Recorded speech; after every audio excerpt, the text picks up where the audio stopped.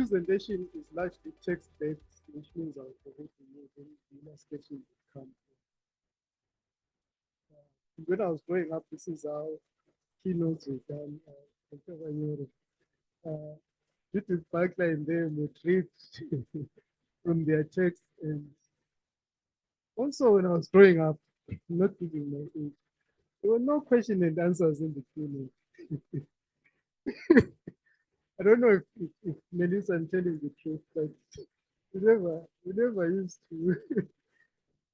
Yeah, but in this address, I want to look at the ordinary marginalized citizens of the global south as having a precarious existence.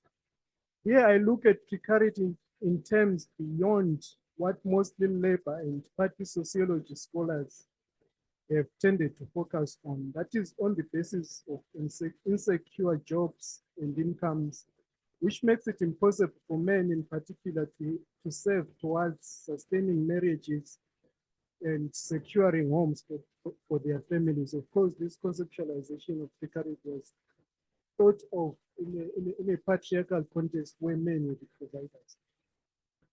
Precarity and precariousness therefore speaks to the potentiality to form non-dominant modes of collective existence that pose a challenge to the constraining, destructible, and unbearable effects of contemporaneous living.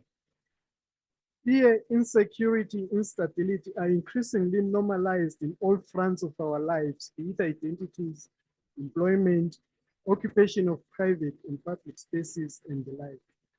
Precarity describes a life where there is a loss of faith in a fantasy world to which generations have become accustomed.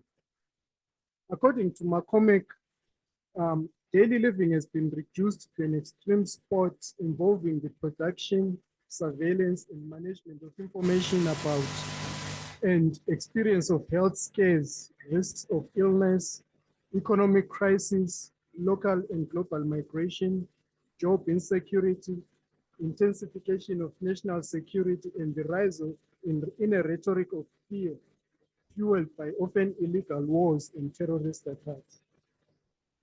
When we circle back to the beginning of most post-colonial societies in the global south, there is a future that was promised and hoped for after colonialism. And if you look at why most liberation wars were fought, there was the promise of a better future by most liberation movements. This future of self-determination also included the eradication of precarity that existed during the colonial times. You looked at post-economic migrations from Nyasaland, from Rhodesia, from North and Southern Rhodesia into South Africa and the like, and also the migrations in the local South African communities from the rural areas into the cities. So when independence is promised, the eradication of this precarious kind of existence and living is promised. It was envisioned to be an era of sure self-determination, establishment, stability, and minimized vulnerability across the board. However, the current state of affairs speaks to an existence that has taken a different trajectory, an existence characterized by the losses of what they thought they had gained at independence. In their precarious, disenfranchised positions, Humour becomes a palatable mediator in making sense of the world. There are notable scholars that have engaged on the theme of precarity that I want to briefly touch on in this address. These are Pierre Bourdieu, Guy Standing, and also Judith Butler. Their treatment of precarity is fundamentally diverse and different. For Bourdieu, precarity in the French context in the 1990s referred to the rise of job insecurity, unemployment, and casualization of labor. Many scholars have followed this line of thinking. They are all agreed that precarity means casualization of labor, job insecurity, uncertainty, unpredictability, and a dangerous existence. Of course, the laborers are shortchanged in the capitalist establishment benefits in the end. For Standing, in his book, The Precariat, the New Dangerous Class, the focus is cast on socioeconomic class of laborers. who he calls the Precariate, which is a combination of precarious and proletariat. And he recognizes that while different, these workers share a lack of work-based identity associated with industrial citizenship. And this is characterized by the loss of security in terms of unionization, lack of state protection, lack of guaranteed stable and decent wages, among others. While criticisms abound on Standing's characterization of working class as a seemingly new class, which it is not, and the assumption that they are operating in new conditions of capitalism, this label of dangerous class finds resonance with Marxist labels of the lumpen proletariat as equally dangerous. And I think I'm more drawing from Judith Butler's characterization of precarity and precariousness, in that she goes beyond issues around labor. And in precarious life, the powers of mourning and violence. By the way, Judith Butler doesn't necessarily define some terms in her books that that you expect her to define. She's not that she doesn't directly define them, but you get a sense of what is happening. Or sometimes she defines them elsewhere after critiques, especially terms like precarity and stuff. So in precarious life, the powers of mourning and violence, precarity derives from the fact that we are dependent on and are vulnerable and can be harmed by another and those that we depend on. Butler says precariousness, therefore, is a common human vulnerability that emerges with life itself. When she speaks of grievable lives, she alerts us to the fact that precarity is not the same for everyone, regardless of identities such as sexuality, race, class, ability, location, or nationality. To restate, precariousness for Butler is something that needs to be appreciated as it is every human's condition. Precarity, on the other hand, refers to how socio-political and economic conditions unevenly distribute conditions of life unequally among humans. It is the experience by the poor, marginalized, blacks, and disenfranchised. Also, who are the valueless, who have no social value and experience, who live lives without a promise of stability. The state globally has been prolific in reminding marginalized citizens how precarious they are through creations of moods of precarity. So moods of precarity are basically atmospheres of precarity instituted through policies and behaviors by the state that undermine access to staples of everyday existence and also erode a circular social fabric, a dynamic held together not by institutional commitment, codified law, or cultural custom, but by relational interactions that embed certain expectations about the future. Atmospheres of precarity are magnified not by what is happening only, but also by what might happen. The condition of not knowing creates a pervasive feeling or tension about the insecurity of one's situation. The state's right to use violence creates this condition. Police using minor acts of force, such as frisking citizens, you just get stopped, step out of your car, and then they search your car without even telling you what they are looking for. Or stopping you, telling you it's what, do you have anything, cold drink or whatever the case is. Sometimes you provide cold drink so that you avoid further searches on your car or on yourself. And also for those with children, you can imagine you're driving with your children, you're stopped, frisked by the police, hands up on your car, and your children are watching this. What is happening to your children in that process? What are they learning from the state? COVID-19, soldiers in Alexandra is a township in South Africa, very poor. Soldiers are there, COVID-19, cutting people that they don't go away, right? Some people were beaten and even killed during that process. And a mother in disciplining a child who doesn't want to eat, usually force our children to eat. this question. I don't know if it happens in white communities. In black communities, we force our children to eat with a child refuses to eat. The mother tells them, I will call the soldiers on you. What is happening to the child in that particular process, and what is the mother learned from the state's promise of even without delivering violence, right?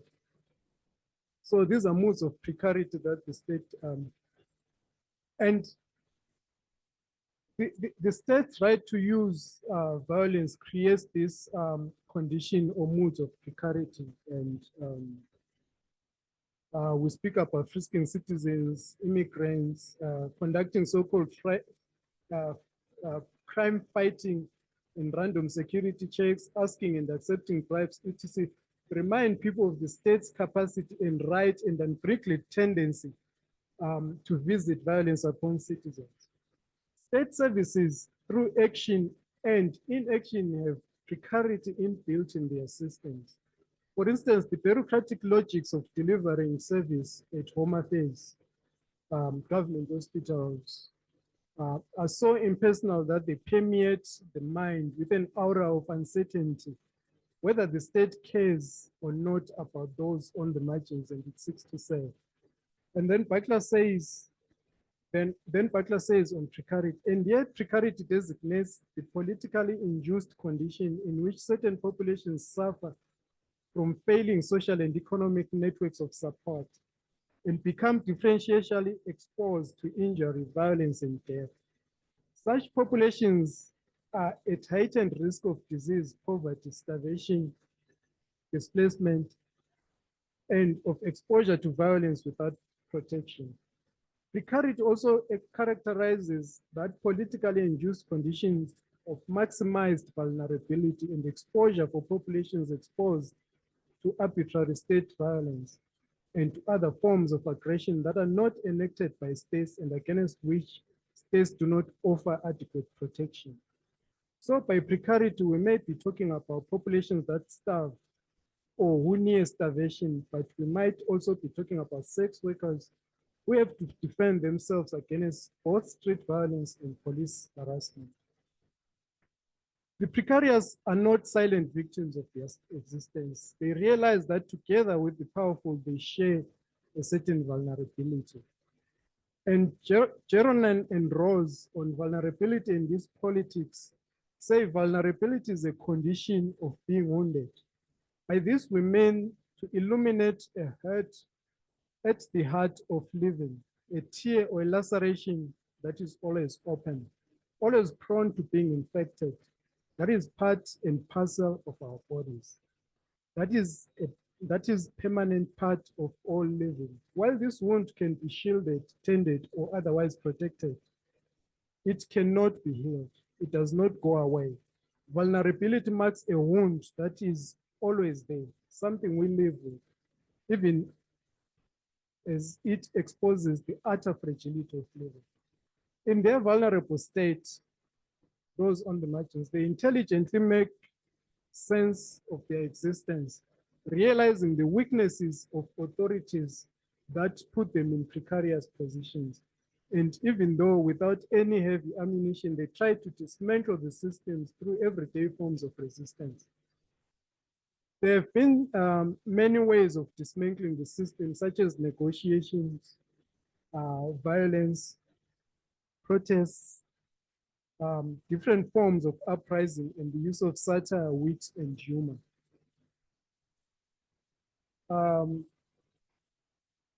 Satire is an important communicative tool that allows criticisms of and reflection upon prevailing systems of power and becomes a discursive and dissident tool in the struggle between the dominant and resistive forces. Satire, therefore, is defined as the ridicule of the subject to point out his faults. Thus, the target of satire deserves ridicule on the basis of their behavior. And satire is both humorous and critical by its nature. It is a point of irreverence, ridicule, and risk that we engage with. It is at this point of irreverence, ridicule, and risk that we engage with problematics of satire and humor. More precisely, for the purposes of this address, satire, humor, laughter, and comedy become problematic when power is being interrogated and these weaknesses are exposed. There is not enough attention paid to the genesis and objective of satire and humor, but the targeted powerful entities worry about the preservation of the status quo, their egos, and their good names. In some societies in the global south, where the state in its current and domesticated form belongs to no one and has been plundered by the powerful and could be seen as a site of eating, satire and humor can be used as methods of agitating for social justice, critique, and laughing for change. Humor can and has been instrumental in confronting injustices, undermining socio-economic and political power of those considered as oppressive, and also to fuel resistance. In 2021, in one of the co-edited books, I wrote in the introduction that there are many different contexts in the global south where humor has been used by ordinary citizens targeted at exposing the follies of those in power, and the consequences have been devastating. This is true especially in countries with high levels of shallow democracy, where backward-thinking leaders think they are kings, infallible, and God-ordained to rule. And this, those who have followed Mugabe's politics, Mnangagwa's politics, you go up north in Africa, there's always that argument that God is ordained them to rule. Actually, there are prophets who come to endorse such kind of thinking, and that belief in society carries currency. The assumption here is that kings are beyond critique through humor in the life. This is historically not true. Humor in different instances is used by citizens as an outlet of their frustrations and pointing out incongruities in society. In digital humor in the COVID-19, again, I observed that citizens use dark humor about the illnesses and pandemics, things that are viewed as repulsive, tasteless, and not laughing matter, to make sense and to hit back at power. If you could show the next slide. And in COVID-19, I think in most African countries, this mural, which is a Brazilian mural showing the president having a tug of war between the citizens, and the president is on the side of COVID-19. When funds meant for COVID-19 are stolen by those in government, which side of the pandemic do the leaders belong? When Mpofu comes up with certain policies and instructions and beliefs about COVID-19, people are dying, but he believes they are not, and unfortunately takes him also in the process. Which side does it belong with? And when citizens in Zimbabwe celebrate the death of leaders in COVID-19, they call on Ubuntu. But what is the statement, or what is the argument? What are the sentiments of the citizens that are being said in that particular context? So of course there were instances where ordinary citizens were sort of policed to say you cannot laugh and wish death upon your leaders. This is not Ubuntu-like.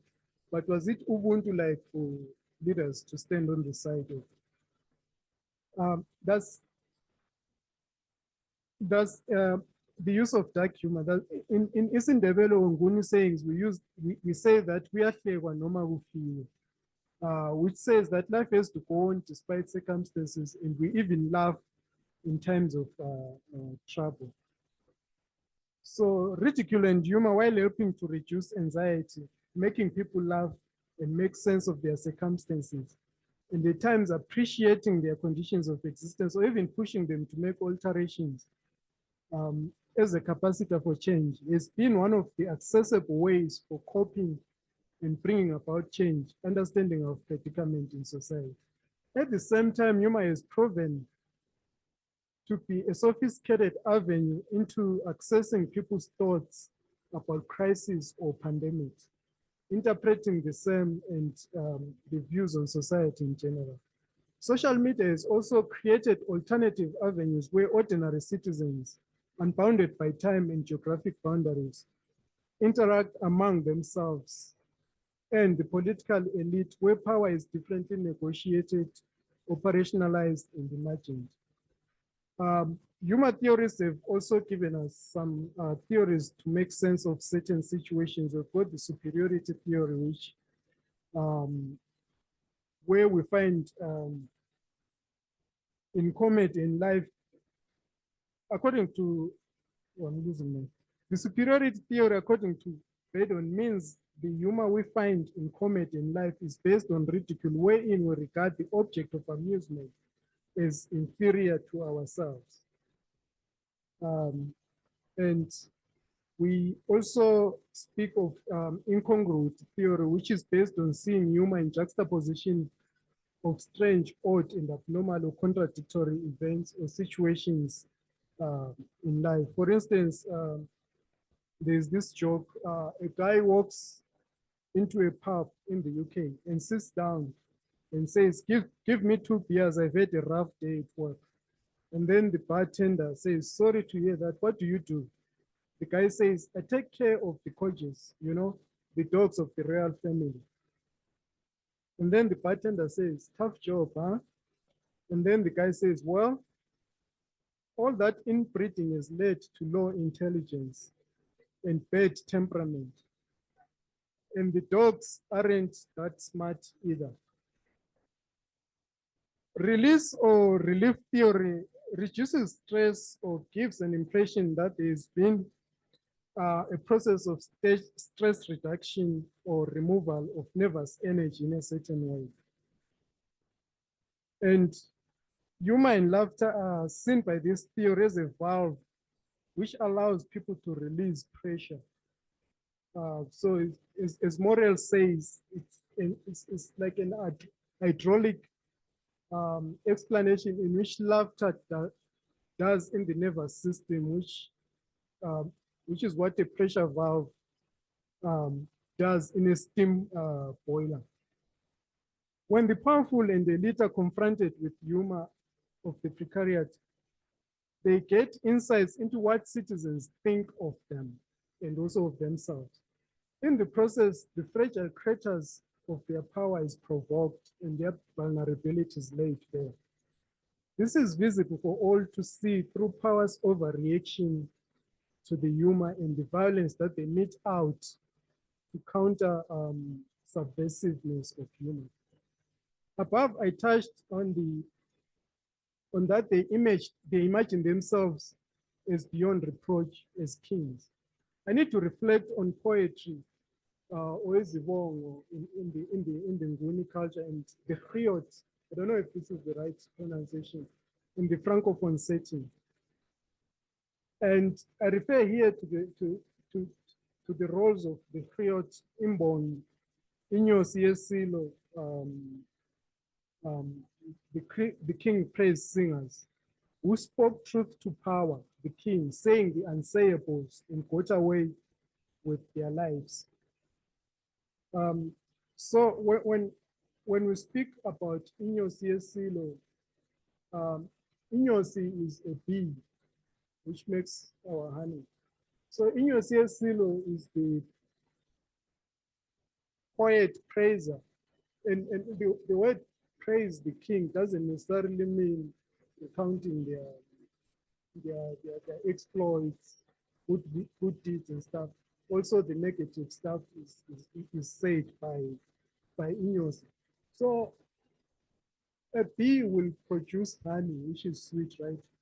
The praises might be sweet to the king, but a bee also stings. So he stings the king at the same time, produces nice or palatable or praises to the king. And Imbongi does the same, which what the Keynote also does. Power in its colonial nature, which created infallible big men suffering from big man syndrome, resists scrutiny, claims purity, performs infallibility. And these deconstructions by the Precarity exposes it to its blind and or hidden sides it is not aware of or does not want to confront. I'm more interested in alternative and social media in the hands of the precarious being used to target the powerful through humor. Social media should be seen as an extension of human speech and behavior. The platforms help to expand the public sphere through creation of alternative deliberative spaces for especially the voices that are editorialized out of mainstream media, which claim to form official public spheres. As media platforms, they are critical in the information ecosystem, despite some challenges such as poor access of the internet, lack of access to mobile telephone affordances and gadgets, electricity, technical know-how, and other hardware shortages, especially among the poor. The assumption is that social media is communal, especially in some African settings. I've been in a taxi in Zimbabwe one day, somebody receives a funny message on their phone, and they decided to share it with everyone in the 15-seater taxi. So it brings about that communal consumption of some gadgets especially in the global south, where not everyone might be connected or have the gadgets. So the assumption here is that social media is communal, whereby those without access to technology get information secondhand, or there's group access to technological gadgets in some instances. Of course, there are ethical considerations that we need to be aware of when using social media, where people adopt different persona, where fake news abounds, where there's flaming that can ruin the communicative and social experience. And also in this alternative public sphere, I'm also interested in satirical cartoons that, while in some cases published on hard copies of newspapers, they find themselves on social media platforms, or they find themselves being shared on social media platforms.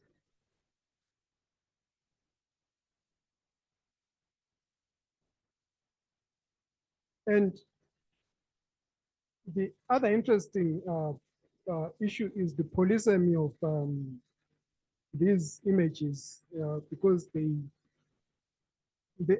differ and they carry sort of a very fertile discursive culture, as it were, where different interpretations are proffered, different readings are proffered, and some will see it as funny and some will see it not as funny, but it causes a point of contemplation for both power and also the ordinary people.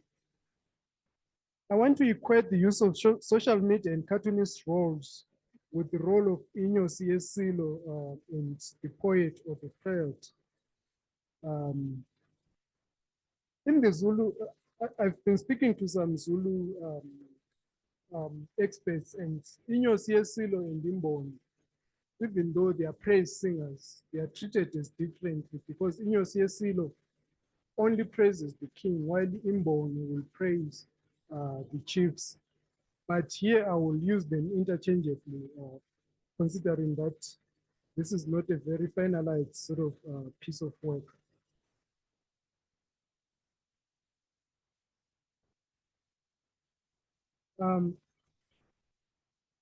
Digital technologies as part of the post-colonial infrastructure of community organizations have made it possible for many ordinary citizens to take on the roles of Imbongi or Inyosi with varying degrees, and to be part of the carnival or any other gathering graced by political leaders. They enjoy the privilege of not being seen, and that becomes, in some instances, an illusion of safety. Inyosi Yesilo or Imbongi were special within the royal palace, as they were intermediaries between the people and the chief or the king. They were part of the spiritual arm of the royal palace and did a reporting duty on what was going on in the nation and in the palace. Inyosi inspired strong emotions, recorded clan and family relationships, alluded to historic events, and commented on current affairs. The current affairs also touched on the king's performance, and the comments were praising and critiquing power with impunity and immunity. These performances were usually not solo, as there would be 5 or more members of the cast who participated in the ritual. In some instances, some of the inyosi or imbongi would go into a trance during the performance, putting paid to the fact that these performances were spiritual more than just performative. This partly explains why the imbongi or inyosi were not killed by the kings critiquing them, because the criticisms were seen as coming from the ancestors or from the gods. In some instances, they would say contentious things during their performances, and when they came to their senses, they would not be aware of what they would have said. Social media has been a critical space for the precarious and marginalized citizens to engage with power, because leaders play an important role in society, and whatever goes wrong or right is ordinarily attributed to them. It is good leadership that facilitates democracy, stable economies, and a country's posture towards social justice. When these are not delivered, citizens, besides using elections to discipline power, also use satire and humor to undermine discipline and fight against power. The following examples illustrate how important satire and humor are as intellectual activist engagement with issues. In the following collage, I think you have to jump like 3 or 4 times.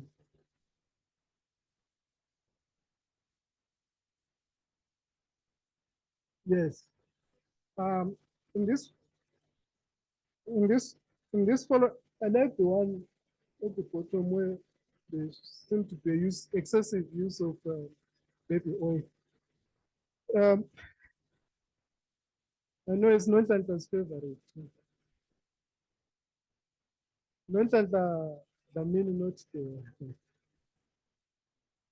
there. So in this collage, we see memes that show former President Mugabe falling at the airport in 2015, coming from the AU summit. Journalists and photographers who were at the event and captured the unfortunate incident were asked to delete these images by the Central Intelligence officers. The Minister of Information, a former university professor, later claimed that the president did not fall.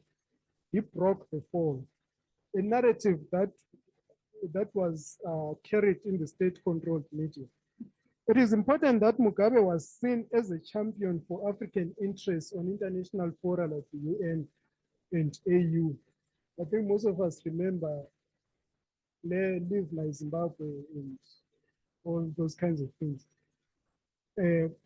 So his speech is railed against what he saw as Western imperialism and Western imperialism.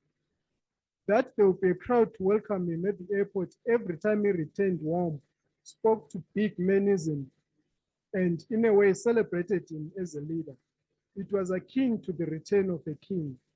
Only there was no imbongi, but propagandistic news journalists. The narrative that Mugabe did not fall made for a ridiculous reading. Everyone who saw the images knew he fell, and the social media memes populated social and mainstream media sites. The commentary here is not the celebration of a fall per se, but the fragility of power, the fragility of the body that houses the power, and the fragility of the infallibility narrative and imagination. That the netizens decided to put Mugabe in different places further critiques the country's fortunes. The second top right is all about illegal immigration, citizens fleeing Zimbabwe into South Africa. And this speaks about it critiques the country's fortune under this big man, strong man. and also magnifies leadership failures.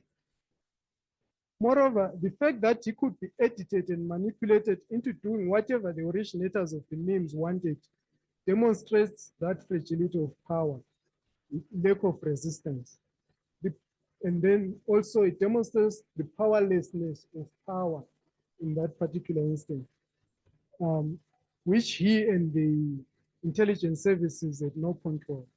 The citizens, in a way, become like Inyos who could come to the airport to celebrate the return of the dear leader, and who could sit in front of their gadget screens and sting the leader. Here, Humour is used to attack the institution of the presidency, which had been conflated with the office holder. Of course, the 2017 coup that disposed of Mugabe cannot be linked to the fall at the airport, but the fragility and fallibility can. The analysis is in line with Musila's assertion that satire can be critical in facilitating of and opening of closed or taboo topics, and allows for alternative readings that challenge hegemonic senses and dispenses of the thick silence of political correctness which police the boundaries of the speakable. For a long time, many thought Mugabe was the permanent president of Zimbabwe who survived many rumors of death, alleged attempted assassinations and the like. That Mugabe couldn't fall was challenged and rebutted. When I was born in Zimbabwe, Mugabe was the president. I left Zimbabwe when he was president. and when he died, when I was growing up, an imagination of the president was Mugabe. We didn't have, for instance, what an average 20-year-old or 30-year-old South African would imagine for a president, Mbeki, Ndambulura, and Motlanthe, Zuma, and currently Ramaphosa. So Mugabe's successor, who like Mugabe argued that his ascendancy to power was God ordained, became an image of Mugabe in power. He similarly became intolerant to criticism and demonstrated by the regime's abuse of those who exposed his government's excesses. Mnangagwa has been a target of satire to expose how he continues to abuse his office for personal benefit. If you can go to the next slide. The failure to keep family out of state affairs and business could be regarded as a laughable failure to uphold highest moral and ethical standards and resisting that which is expected of a common man. These cartoons show how he has turned Zimbabwe into a personal business. The leadership failures are further magnified by lack of innovation, creativity, and strategic thinking, in that, just like most African leaders, he cycles old people into cabinet. Most government ministers are said to be clueless and hopeless. Again, when you look at the first image to the far left, that's Mnangagwa and his family. His children actually serving in the military, and one is a deputy minister of finance, and his wife, as a first lady, commands almost a government-like office where she when she does some community engagement, whatever, she has to be guaranteed, or she guarantees herself space in the public newspapers, where in some cases the stories are edited by her personal assistants, not the journalists. And the images that are used in that particular story, she chooses them herself, not the editors. To an extent that when a newspaper has to go to bed, say newspapers go to bed at 11 p.m. and she has the ability and power to delay. No, it's not 5 minutes. She has the power to delay the publication or the production of a newspaper. So artists, including newspaper cartoonists, while in some instances may be considered outside the definitions of precarious, play an important role in mediating between the poor and the powerful, just like Ineos and Imbo. These praise leaders, they praise leaders where praise is due and critique them where necessary. The following cartoons by Zapiro and Carlos speaks to South Africa's current president, Cyril Ramaphosa's alleged house robbery, where $4 million, which was stuffed into the sofas, was stolen. Next slide. Here, the president is shown to be at his weakest during the interview with the public protector. And I think if you look at both images, it gives a sense of what citizens feel about what is happening. The public protector is investigating, but she's asking the most useless questions that will lead nowhere. And the cartoon actually demonstrates or helps to highlight that fact. And then the second part, this cartoon was actually drawn yesterday by Zapiro, where he shows the lack of focus as it were on real things, and that justice will not be delivered if ever is justice, or oversight will never be delivered because they focus on useless and irrelevant things. You can go to the next one. So this is Ramano, Equatorial Guinea's political cartoonist who has been jailed for cartooning the president. And this is quite poignant for me because the president is messing up the country, right? But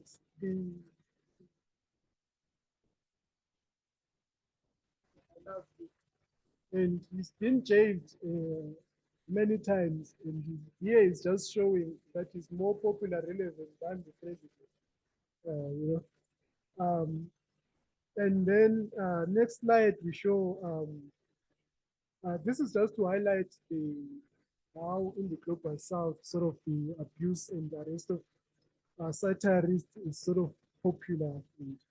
And then that is the Egyptian cartoonist was also arrested for satirizing the political leaders. Go to the next one, which shows the Iranian cartoonist.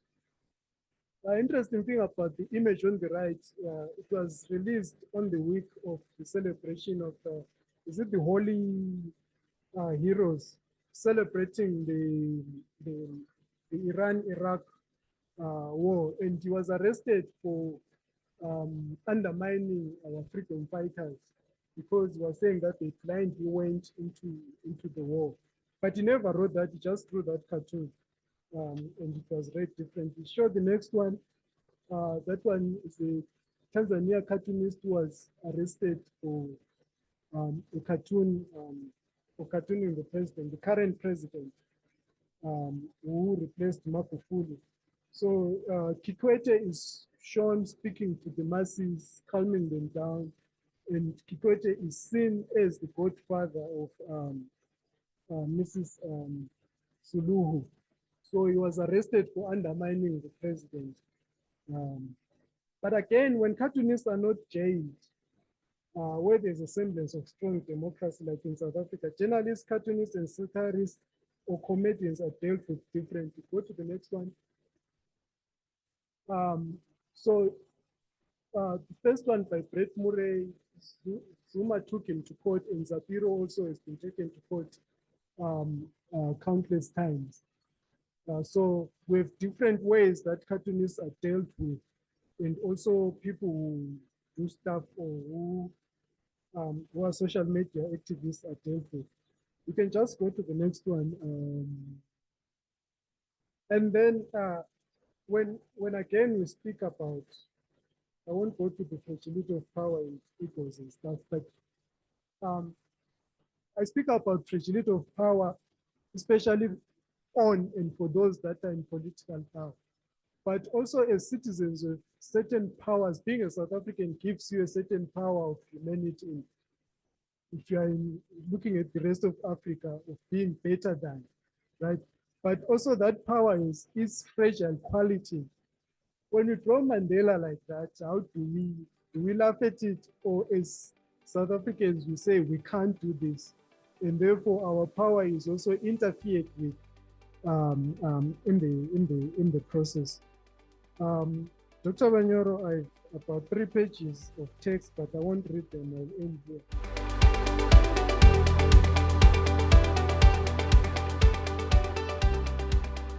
Thank you so much, Prof. I think once the questions come, you can remain there so that you can address them. I would like to take one round with 4 questions tops. Yes, 1, 2, 3, 4. Okay. Thanks. Sorry, I haven't really formulated this thought properly. So I found it quite interesting, Shepherd. That was a great talk. I found it quite interesting that you started off with Butler and Precarity, and then looked at strategies of people who are in of Precarity, using humor to release pressure and reflect on power and critique power. But what's quite interesting is you ended up reversing that and then showing the Precarity is actually the Precarity and fragility of power. But that wasn't really in Butler originally, right? So it does seem you've kind of turned it upside down, if I'm not mistaken. I did wonder what you were doing when you did that, or if you had a strategy in mind. But anyway, that's just to, because I thought it was quite productive to do that, but I don't know what the implications are. But I did also, I found you maybe, I don't know if I'm wrong, but I think you're running Ramaphosa and Zuma Mugabe together isn't entirely accurate. It does seem to me that Ramaphosa is rolling with the punches, right? Or he's not overreacting. And so is it maybe that he's aware that this overreaction demonstrates vulnerability? Because if you look at Zuma when Brett Murray did the spear, you know, he really freaked out about that and appealed to like African culture. How can a white person attack African culture and so on and so on? Whereas Ramaphosa, we've seen constant people taking the piss out of Ramaphosa, and he just seems to smile and nod. And is that just because he's not vulnerable, or is aware that's a strategy? Because it does seem quite a good strategy. In my paper on the first day, I was talking about how that is a good strategy to maintain power. And I think with the Trump 1, I can think we can see a Trump 1 and a Trump 2. Trump 1 was very comfortable, people as the outsider, people taking him on and making fun of himself. Whereas the Democrats have spotted something about him and he's become a cranky Trump 2, and he's overreacting to their goading. So it seems that they are using that kind of awareness. And so is Ramaphosa, I would suggest. Thanks. Prof, you take all 4 at once. Is that fine? Or do you want to take them one at a time? Yeah, okay. Thank you, Prof. I'm a colleague from Wits. I straddle English and international relations of all things. I've got a couple of observations, if I may, and then a question from the perspective of critical literacy. And I'm thinking that a couple of things which have come up are your points about exposure. And I would suggest that relates to the risqué, right, which we associate with erotic exposure. But I think also there's implied erotic exposure, which in fact I don't really want to think about in respect of the shower head above Zuma's head in the, I don't know if people from overseas knew that that became Zapira's motif to identify Zuma, is the rape allegations against him, to which he allegedly replied, "What's the problem? I took a shower." And I'm afraid that implies a naked Jacob Zuma, which is not something I want to think about a great deal. But that then linked to exposure, and something which has come up by implication at the conference, but I'd like to amplify, is how caricature involves hyperbole. And hyperbole can lead to certain linguistics revelations in year 2 of hard lockdown. I'm sure we were all glued to the papers. And I noticed a strange linguistic phenomenon. The medical writing said things like the virus succeeds in evading, or the virus is efficient at evading, which turns this virus into a little overachiever. And in your Bolsonaro cartoon of Bolsonaro with a tug of war, the virus with the crown on his head was painted green and he was huge. That is in a visual position of intertextuality with cartoon characters such as Shrek or the Hulk. Yeah, I couldn't remember his name. The extent to which visual intertexts were woven into your thing. And Prof, I assume you were joking when you commented that you liked that cartoon with the naked woman. No, Ntlantla, are you here? This, the naked woman covered in what was it, baby oil? Because it's certainly shown the collusion between a rapacious patriarchy and political despotism. So it is, of course, profoundly unfunny. And so I just wanted to make those points about hyperbole, exposure, and intertextuality. And I wonder if you can link them to what you have said. Thanks, Prof.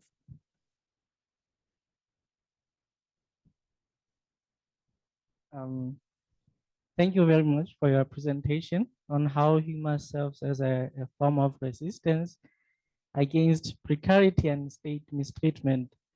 Mine is a very simple question, perhaps one we could all think about at the end of the conference. Also, I'm curious about the role of leaders in this dynamic. How can we evaluate the actual impact that humor has on those in power? Is it really affecting them or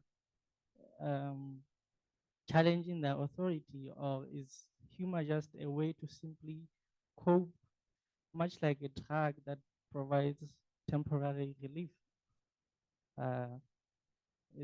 Could we be using humor just as, in fact, is humor just an example of how we pacify ourselves? Thank you. Thanks, Prof. I'm learning a lot here. Thank you so much. I was also extremely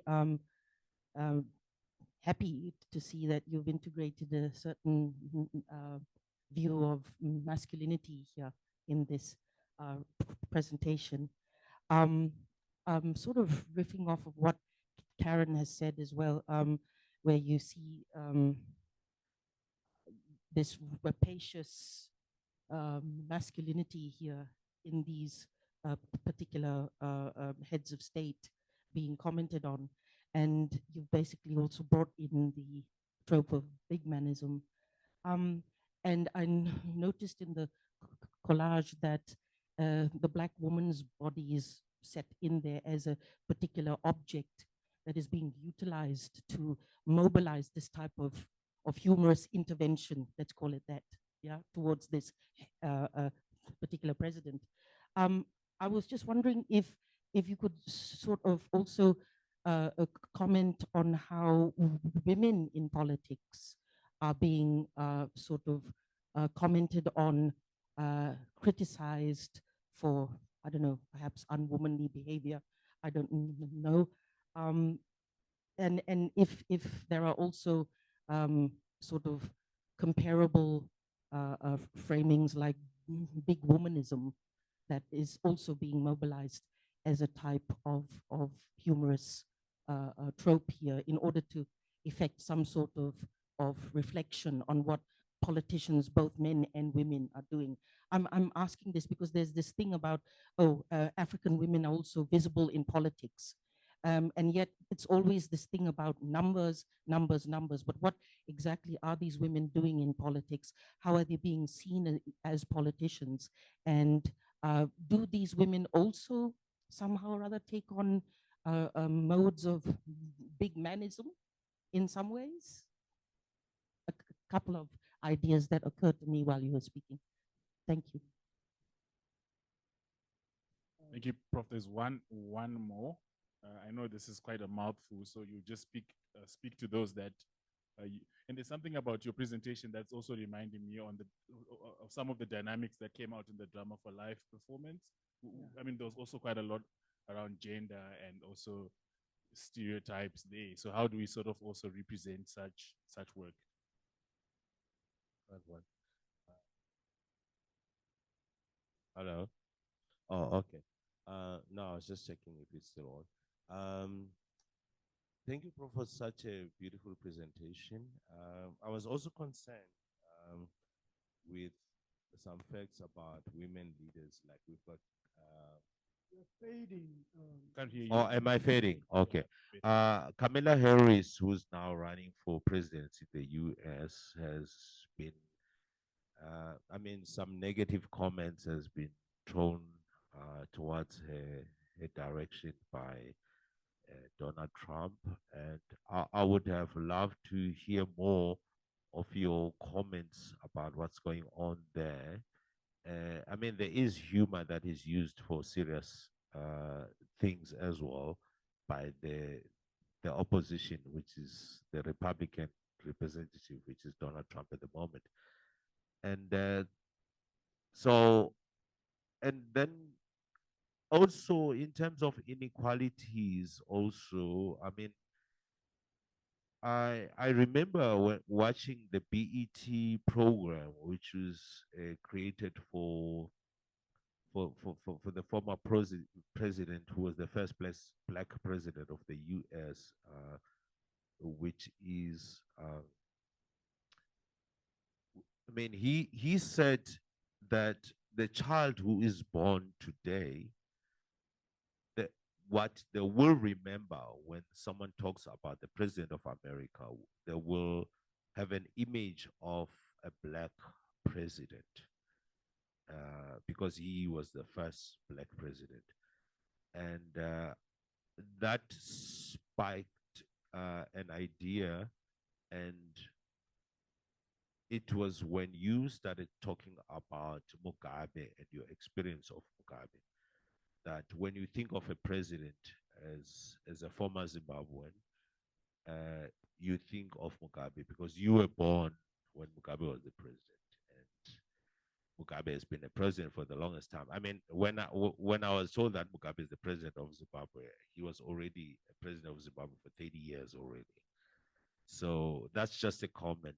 But I would have loved to hear more about your suggestions about inequality in leadership for countries. Like, I mean, we had Obama becoming a president in 2008, and we've got Kamala Harris, who's the first black female person trying to be a president, and what she's going through now during this campaign. Thank you.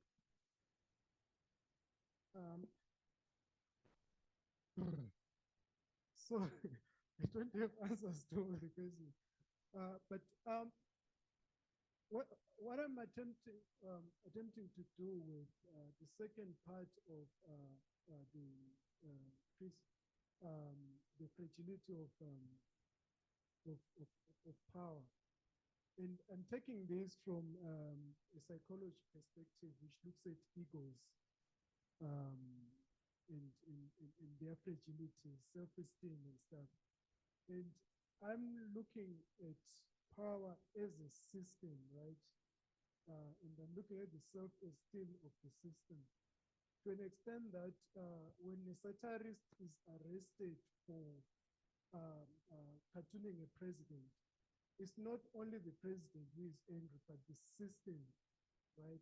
The president might not even be aware, but the system tries to protect itself, especially in a context where there's a conflation of the person of the president and the office of the president, or the conflation between a ruling party and the state, as it were. So when that self-esteem is wounded, sometimes the person might not even be aware that it's been satirized in such a way, but the enablers around him are the ones that act on behalf of the system, and therefore the fragility of power comes also in the fragility of that particular system. In mostly African politics, that system is dominated by men. It's largely patriarchal. To an extent that even if it's a woman who is addressing certain issues, they do so from a patriarchal perspective. Dr. Mpofu, you would remember the former female Zimbabwe president, Joyce Mujuru, saying that she doesn't contest against women. She needs men, right? She contests against men. Why? Because she's a man, right? Because he's in the men's game. And also being a liberation fighter and having been alleged to have brought down an enemy's aeroplane. Can you treat that person as a woman? In African politics, definitely not, right? So she says, I can only compete against men. So I'm now addressing the issue about women in politics. The only cartoon that I have is Suluhu, the Tanzanian female president who took over. And this is quite important. Even if it's a woman president, there's Kikwete in front of him, right? So when people are looking at her, they see who Kikwete in the process. To an extent that when a woman is in power, she has to be seen through the veil of a man in front of them. And I don't know where this will fit in, but those who remember when Nelson Mandela got out of prison, whose glasses did he wear when he was reading his speech? He wore Winnie Mandela's glasses, literally physical glasses. But that has not been, I think it's an important thing to say. He gets out of prison, he sees the world through Winnie Mandela, a self-made South African heroine, right? But we rarely talk about that. It did been when coming out of prison and Mandela giving him the glasses, then it gave a totally different narrative altogether. She saw the world for the first time through Mandela's eyes, right? So, and also when we speak of women, especially in our representations, we only address them when they say outlandish things. Garlic, is it garlic that will cure HIV and stuff? Manto Shabalala became famous for that, not any other thing. When the rand drops, we'll pick it up, no Vula Makonyani, right? That is what sticks. So and as I'd like to say maybe as a man, I'd admire Ramaphosa for having so much money in his couch, right? Could be a mainly thing to do stuff. But I'm wondering, if it been a woman, what could have been the narrative around that? So there are certain things that when women say they get magnified, but there's more on the outlandish side than on the constructive side. The issue of Cyril rolling with it, and I think I don't know why ANC lost power. And this speaks again to the relationships between humor and political change. But most memes that spoke of fatigue with the ANC, even during load shedding and the like, you could actually get a sense, even though not all South African voters are on Twitter, you could get a sense that things are going on a decline. Of course, there are other things that accelerate the decline: economic, joblessness, security issues, load shedding and the like. But when you look at the humor that accompanies those, we cannot treat it as some sort of a separate So it becomes that the acting concept as it were. Of course, there hasn't been any scientific study that links humor to voting patterns. Indeed, there's been few studies, mostly inconclusive, that equate campaign strategies in whatever filling stadiums with getting the equal numbers. But the sense that is shared about the desperation, the fatigue, and the hopelessness could actually be, could translate. And Ramaphosa, in terms of his behavior, Chris, I'm looking at a democratic and non-democratic sort of spaces in the global south here, where Zuma is constrained by the law from abducting journalists, putting them in jail without trial. In South Africa, you have to spend 24 hours in police cells before you are taken to court, right? In some countries up north, you can spend 3 months or whatever number. So that constraint, Zuma is constrained, but still goes for a court case, right? And Cyril doesn't do it because it could be because he's existing in a contrast, is it? Contrast as in you don't want to be like Zuma, you want to be different. But at the same time, we should see power as humoring back its citizens. Is he engaging with what citizens are saying? Definitely, he possibly could. But his reactions now could take citizens seriously, but also he could laugh back. Power is the capacity and also the ability to laugh back, especially where it cannot sort of discipline. 1 minute, Prof. If you can cue all of them in 1 minute, but if others cannot, you can address them after. Okay, no, that's fine. The Kamala Harris American case, well, my focus is on the global south, even though in the global north you can have a global south. In the global south you can have a global north and stuff, but I'm more interested in the global north. But what you are saying, some of the observations are quite valid. And the issues around the hyperbole exposure and intertextuality, I think both in the satirist case and also in citizens drawing memes and sharing these memes, there's that sort of borrowing between different texts to make a certain text relevant to a locality. And the interesting thing is that sometimes the reading is almost the same. Everyone is agreed on the reading, but at some points, of course, there might be differences. Differences will come, especially when you look at how Mandela is in his last days, agile and stuff. How does that make us feel as South Africans when we engage with that particular text? But when it's Zuma, how do we behave? And then it again brings about, Chris, the fragility of our power as a people or as a nation that we've held for, if you say South Africans being better than the rest of the continents, or Nigeria being better than Zimbabweans, thinking that they have the highest literacy rate, and then if you undermine certain, if you cartoon, undermine, satirize certain things that are held so dear, then they become fragile. But at the same time, in their precarity, they can also attack power and expose the fragilities and target the fragilities. But they have the ability again to occupy that position that power occupies, depending on context.